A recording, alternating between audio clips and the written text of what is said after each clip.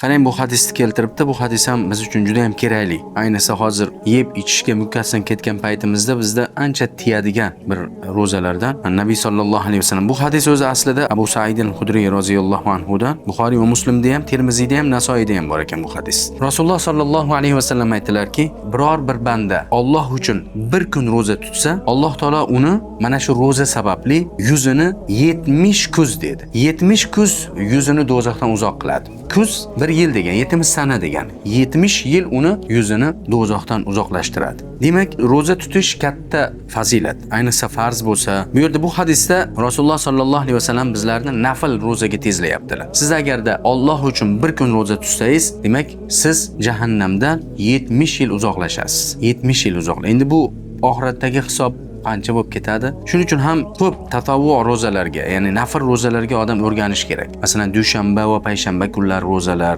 tog' kunlari, oyning boshi va o'rta oxirlarida, oydin kechalarda, 13, 14, 15 kechalarda ro'za tutsangiz, bo'sh bo'lib qolganingizda ro'za tutsangiz, bir kun ro'za tutib, bir kun ro'za tutmay, xullas kalam ro'zaga ko'p berilsangiz, inshaalloh Alloh uchun bo'lsa, bu fi sabilillahda ba'zi ulamolar sharhida, ya'ni jihodlarda, ham jihod Alloh yo'lida jihodga chiqqan, ham u yerda ro'za tutyapti. Bu ham yoki Alloh yo'lida jihodda bo'lmasa ham Alloh yo'lida ro'za tutsa, bu ajrga ega bo'ladi inshaalloh. Ham bu ro'za insonda shahvatdan tiyadi. Nafsiz biroz pasayadi. Xuddi yuqorida aytdik-ku Imom Shofiyning she'rini. Shunga o'xshash insonda sal kallasi ishlashni boshlaydi. Ham sog'ligiga ham yaxshi, ham Alloh taolo qancha ajr, bir kunlik ro'zasiga qancha ajr mukofotni Alloh taolo belgilayapti. Demak, do'zaxdan uzoqlashsiz degani inshaalloh jannatga kirasiz degani. Allohim tutgan ro'zalaringizni qabul qilsin.